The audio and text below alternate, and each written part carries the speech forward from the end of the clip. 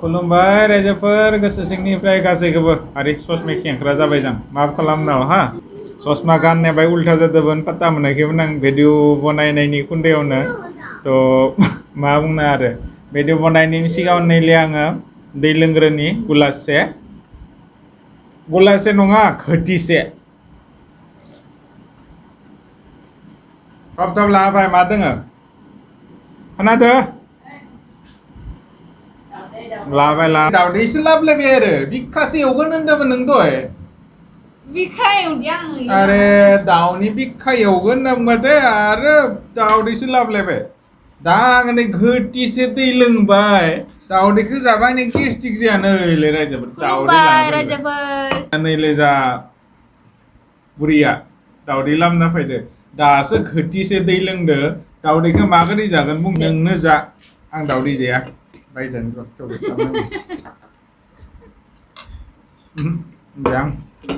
आङो जानो गारनि माबा लाबोखादों आङो भुजिया भुजिया लाना फैदों भुजिया हारसिं जागोन आं खोनानो भुजिया बाय लाबाय माने लाड्डु लाबोदोंमोन लाड्डुनि खावसे हारसिं जागोन आं बाल्टियाबो आंनिया मानसिफोरा स्टेन्डार्ड इसोरनो नांगौ बर'सिल ग्लास बर'सिल काप माबा माबि आंनो आग्लानि बारायफोरनि जात ना थ' आं नै काहानि बाथि काहानि घोटि काहानि खांसिफोराव जिखुनु बुस्थु जायो रायजोफोर मोनसे बाथ्रा बुंनि आङो जानो गोथाव मोनो मा बुङो इखो डिसपसिबल बुङो ना मा बुङो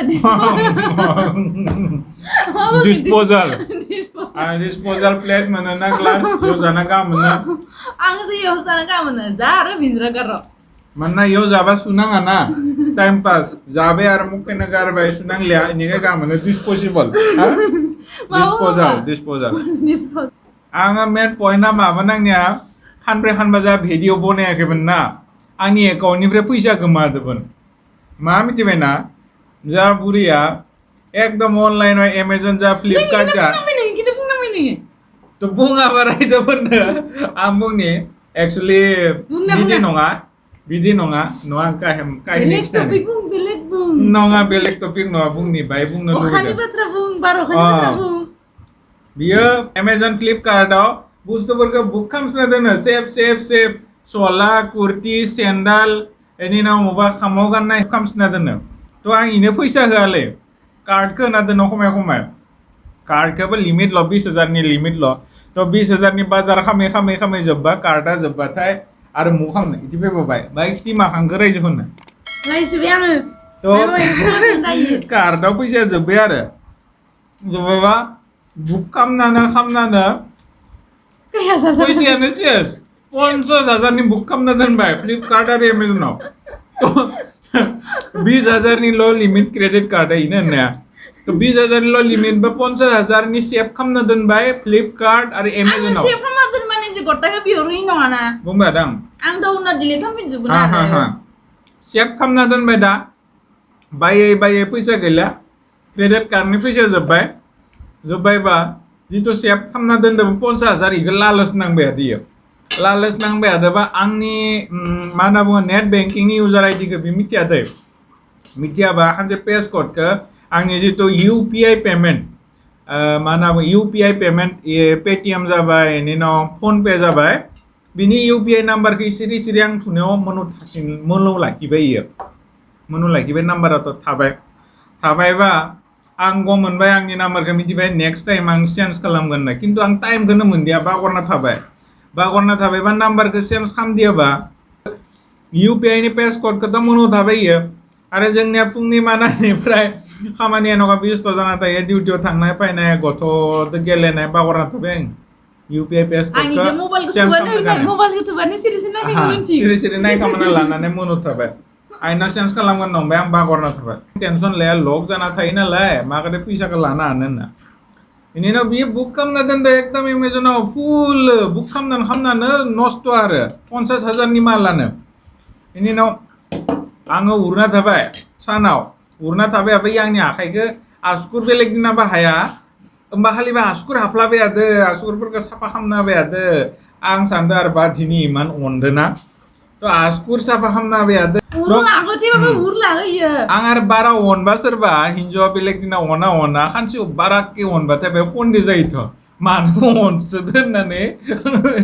urulangi kai biya eko khamna hai amma khali horo ang uru ba ek rota sari ek rota de oma be dor jana uru da khare mi gongda janane urulang ba sari ek rota nu urulang ba ta bara te lasi uru akhi kinto ang kepse bahero khadam na re urinal ni karne bahero kharo bara te lasi ye uru akhi mobile thubi ade ang sandar daily thop uri ang ni sigang uri ye dini thop uru akhi ma karon na to ang sandane Bas pisau khang na ne fainane uru finbai bas ha control ang uru pinna tabatai ye mahama ang thop uru langba thai ang bai gom mende yang ni asika ar dang pindi ye mana dang gom mendia ba mana dang gom kana mendia gom mendia ba phungau sarang bai ini no khanne khandam tabai khanbri thangbai ang ye ko pata online oi ne bustu pura phaijubai ha ji bustu book khamdaban ang sanbai ara hare ang ini iman paisa ga ban online ma gan ne ma blouse blues iman bustu lam nadan bai de paisa muni menden nang bai daut nang bai ada daut nang bai sumbai male muni pre lap den nan ame ba offer den 80% offer wang bai de ni ke komo menden ang go nongmar go nongba ina masih belek masih pernah nuagin tuh sani ya ang mane ya ang ni mitia ang ni sola berang yang bes ma kalar ni sola dengan bes gosla dengan isop mitiga ma gosla ke ma moba bainai ma pujaya bainai ma dokna ke ma pujaya bainai ma festival bainai sop mitiga ise mono thai are mai ba mujhe nutun gan nai siri gan khamana thani ba bahaya ida ha ike mo bolam nai bise lanai sop dengan di to begini na jeng ar duty thangna thai na online na phai ne busto moba phai mo pe patta mana na panju mo phai to ha bijina anga sunday khali ada urna tang mai thai jeng bedor ja khangna ne ma sunday ang ni kan ne sunday khali be jeng bedor ja khangna ne urna thabe okha ne ga ye video bone an plabe adle bi thanda khaine to video bone a dini thop urna ta ja khangna ne ang bo ja khangna ne uru lang ba thai Sunday kali are jita uruina are askuru sa baham nom lebe are dakhle losa askur ga ha ba askuran gile ma hafle be tharle nangan ba ye bai mana ba reaction bai bilek type ja dar mun daud nang ma za ta masian to askuru sa baham plabe ba inang maham bai saitan uruf la ba hongkro ba no hongkro plabe ang hongkro ne gi no ba uru lang ba sian na ne maham de ani phone number le nei le lai Asik beuna lanang na le new to der isa tuna malam mobile kyo bai mobile kyo kuli bai imam da gasina angku urulang na nong nane turant nei room ni frai monsi room hotel lega par next khathini room mo thangnane khob gasina online ni bustu ko book kham ya taratari itinai le nai nane माबा खामबाय आरो fulfil आप खामबाय आरो UPI payment तो थांबाय नखा UPI payment तो थांना जिता पासवर्ड मारिबाय थायोना पेस कोड कन मारिबाय थायोबा आङो ग्रोब थांना खाना ग्रोब थांनानै नायबाय मा खालामलै नों होनबाथाय इनो है एको खालामाखै मा UPI पासवर्ड थुबाय थादों नों आं दारि फनखौ सेखना लाबाय एको हामाखै होननानै थगायबाय थाबाय आं मबाइलखौ सेनानै आंनि डाइरेक्ट नेट बेंकिंग को खुलिनानै नायबाय आरो पैसा मानि ट्रान्जेक्शन का नायबाथ' माले गैलियानो का पैसाया आधा 15,000 टाका खालास इनिनो नायबाय अरे 15,000 टाका मो आं इमान खरस खालामाखैलै होनना नायबा फ्लिपकार्ट पेमेन्ट एमाजन पेमेन्ट माइबा पेमेन्ट एमान सैतान नाय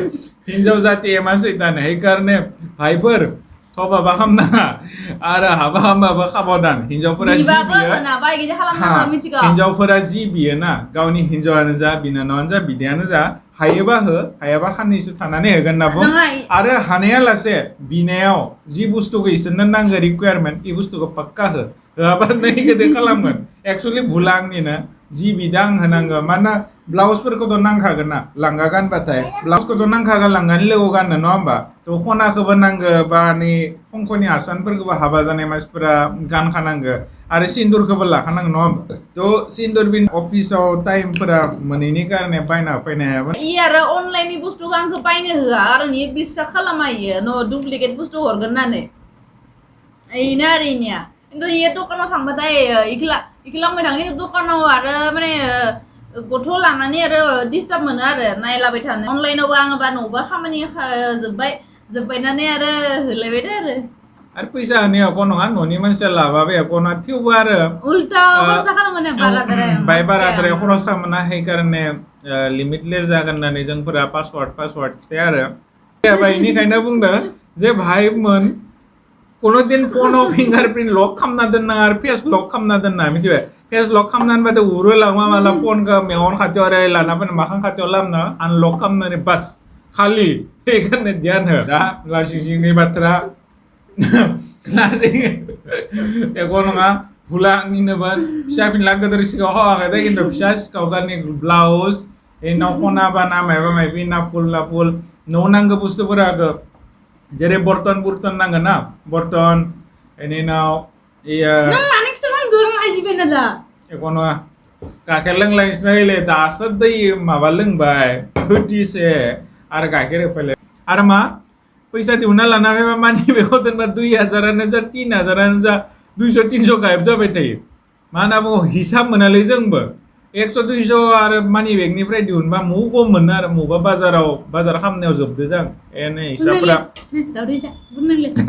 हिसाबफोरा गलमाल जाबाय थायो गम मोना आरो गम मोनाबा आरो जोंहा मा मिथिबाय रुमा बाय फिसा ना जोंनिया क्वार्टार्सना रुम फिसाबा गेजेर जों हिफोरखौ दिहुननानै दा अखा बोथोर ना जिन्ना खालि सान्दुं दङ अखा बोथोरबा सान्दुं दिहुननानै हिफोरखौ फारानो थ' बिदि फारानबायाबा आङो बुरैखौ आंबो हेल्प खालामो आरो हि दिहुननायाव बेनिनो इनि मोनसे प्राइभेट बेग दङ आरो गोजा कालारनि ओमफ्राय बाकस गोदै फिसा आरो थ' इ बेगखौ आं मोनबाय आरो साफा खालामनानै आं खुलिनो नामायबाय आरो मा दङ नायनो बाय लिर मोनदो सननानै इनाव खुलिनानै नायनाव सेबख'ना लाबाय इयो खुलिनो होदिया ना खुलिनो आंबो दाउट जाबाय यार मा दङलै बे बेगावलाय खुलिनो हायाखै इमान माथो बुस्थु दङ बुस्थुआबो इलिर बाय माने उजनखाय बेगानो लोरखा आरो बेगाबो लोरखा आरो दाउट नांबाय आरो थ' दाउट नांबा आंबो इनि दिमागखौ खेलायबाय आरो जाबो नेक्स्ट दिना खालि आंथ' केयार खालामदिया बा दोन आरो नोंनिलाय बेगलाय आं मा खालामनो नेक्स्ट दिना खालि आंबो उरुनायनि उनाव जेथिया आङो 12टासोआव दे बारा नङा 12टासो बाजाव पिसाव खालामनो थांना आं मनुजों खबके यार दाख्लै बय जोङो हि साफा खालामनायाव सानदौैनियाव बेग मोनसे गियानिफ्राय सेबख'ना लादोंमोन मा दङ बै इलिर इथ' उरुलांबाय बे टाइमावनो आङो फैसा खालामनो थांनायाव बै रुमाव हाबनानै बाकसखौ खुलिनानै फैसा 5000 थाखा ओइस निराजा जागोन आं सानो आरे इनोथ' फैसा गैखायामोन न'निफ्राय फैगौ फैसायानो माने आं दाउट नांबाय आदसा डेलि 100-200 गायब जाबाय थानाय आंनि बाजाराव नौसो गायबा नाय फैसा सिखावफोरा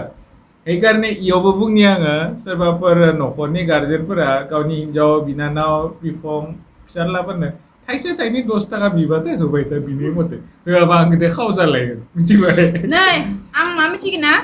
आं फैसा खावबाबो आं जुदि फैसा खावनानै दोनोबाबो आरो मबा बाजारफोराथ' जाङायनो खामफाय दिजन नङाबाथ' बेलेगफोरना बेलेग न'खरनियाबा बाजार खावबाबो खिन्थु बाजार खालामनो थांबा आंनो दिहुनना हरबाय थायोमोन आंनियाव दों नां सोङामोन खिन्थु बाजार खालामनो खिन्थु बबाबा अकस्मात मबा एटिएमानो फैसा गैया जागोन बेफोरबायदि टाइमाव बहुत काम फैयो बेफोर फैसाया যেতিয়া হঠাৎ एटीएमआव थांनो हायाबा मबा एटीएमफोराव फैसा गैया जानाबा खालि जानाबा थ' इयो होयोमोन आरो हेल्प खालामगोन आंनो थ' आंनिनो भुल आं सोङाबोन इ फैसाया मुनिफ्राय फैदोबा मुनिफ्राय मोनदों नों होनना सोङामोन आरो आंनिनो लादो होननानै थाबाय थायोमोन आंबो आं सानाखैमोन जे इनि मानि बेगाव 5000 थाखा 100 गाद्दि जाना दङ होननानै एख' नङा लानांगो हिन्जाव इ मोनसे नियमखा हिन्जाव मानसिफोरनिया आरो मा जाना हिन्जाव मानसिफोरा बहुत न'नियानो हिन्जाव मानसिफोरा माबा खालामो न'नि बाजारफोरखौ खालामो मान्थलि फैसाखौ माने होयो आरो बाजार खालामनो कारणे स' बेफोर हिन्जावफोरा बे बाजारनि खरसानि गेजेरावनो फैसा बासायनानै बिसोरो फैसा लाखिना दोनो खिन्थु साङा बाजारफोरखौ इनो खालामोना आंथ' बाहेरायावनो थांखानो नाङा सब इनो खालामो बाहेरनि खामानिफोरखौ आं माथो न' सिङाव थानायनो संलाय जालाय जाबाय था आरो इखो जेबाथ' आरो खावनो आरो बिराद मोजां आरो इयो लामनानै फैसाखौ आङो मानि बेगखौ दोननो होबायो ओमफ्राय नायो आरो आङो जे खिन्थु एसे 500 बेफोरखौ लाया आरो आङो 100-200 बेफोरखौ लायो आरो Ini naङोबाबो आं इनोनो हरो खिन्थु नों आंखौ दिनै सिखावनानै बुंबाय Kau nang idea kita ber magade idea office apa diuno hinjaupura magade kau bekai ni kita ber to jai sengrapura jai logopura goदान हाबा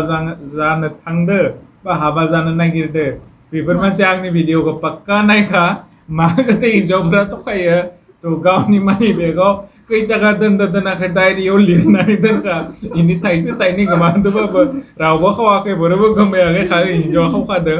आरो नेट बेंकिंनिफ्राय बा एटिएमनिफ्रायबो फैसा गोमादोंबाबो रावबो लायाखै गावनि हिन्जावानो लादो बेखौ ध्यान आरो जाय मानसिया बा जाय न'खरनि गथ'फोरा गथ' गथायफोरा हाबा जानो नामायबाय थादों आंनि भिडिअखौ बिसोरनि गार्जेनफोरा नायदोंबा बिसोरनो गिथि थब हाबा जाबा मा प्रब्लेम जायो हा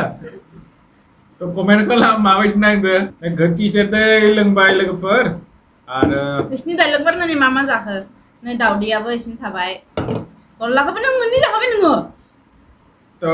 दाउदै जाबाय नैले दाउदै गल्ला दोङोमोन मोनब्रैनि मोननैल'सै नैबे दोङो इसिनो दोङो गोथिसे दैया खालि जाबाय गाइखेरखौ लोंनो हादिया तो लोगोफोर दिनैनि भिडिअखौ नों आंखौ लाखिफोनांबाय खिन्थु दिनै लाखिफोनाखै आङो एक्सपिरियेन्स आंनि लाइफनि एक्सपिरियेन्सखौ खिथादो हाबा जाबाथाय हिन्जावफोरा माबायदि खालामो माबायदि माबायो रायनाङा बुंनाङा अनबाय था जि नागिरो बेखौनो हो आरो जिमान हायो बुजायनो कारने सेस्था खालाम माबाफोर जुदि भुल खालामोबा कुनु दिन दिनैनि दिनाव रायनानै बुनानै रावखौबो थोंजों खालामनाया सिदा खालामनाया मानसिखौ रिक्वेस्ट खालामना अननानैनो थिग खालामनांगोन अनना बुंबा नोंनि बाथ्राखौ बुजिगोन बा लागोन आरो रागा जोंना रायनानै धुमखि होनना बुंदोंबा नैथि खोनासंनानै थि एगार हरगोन लोगोसे एगेन्स्टबो जालांगोन बे जालांगोन रायदो धुमखि दा आंबो नायगोन रना बे कारणे जिमान हायो अननानै खामानिफोरखौ मावलांनो कारणे सेस्था खालाम आरो फोजोबलायनोसै माबा मोनसे आंनि लाइफनि माबा मोनसे इदिनो टुइस्ट मोनलायबा आरो फायलायगोन आंनि दिनैनि भिडिअ आङो जायनि नामखौ लागोन बेनो जाबाय मिनति बर' आगे बहुत धन्यवाद गोसो सिंनिफ्राय जों सानैनि गोसो सिंनिफ्राय खुलुमनायखौ बावहरबाय जोंनि भिडिअखौ नायनानै बिदि कमेन्ट खालामनायनि कारणे जे मोजां कमेन्ट हरो बे आगैया ज' बिराद मोजां नाङो आगैनि कमेन्टफोरखौ फरायनानै बा एसे मोजां लिरनायफोरखौ बा जोंखौबो मान अनो मानसिफोरा बेफोरबायदि ज' बे आगैया जिउआव जि सानो बा जि नागिरो बेनो जाथों सदाय गोजोन संसार जाथों ओमफ्राय आरो आगैया बहानि आङो मिथिया नामफोराबो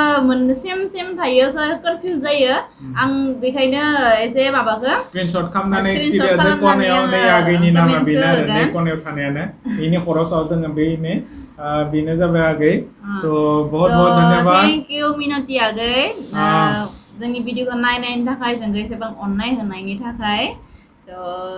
दिनैनि भिडिअखौ बेयावनो फोजोबनोसै जय बर' हारिनि जय खुलुमबाय खुलुमबाय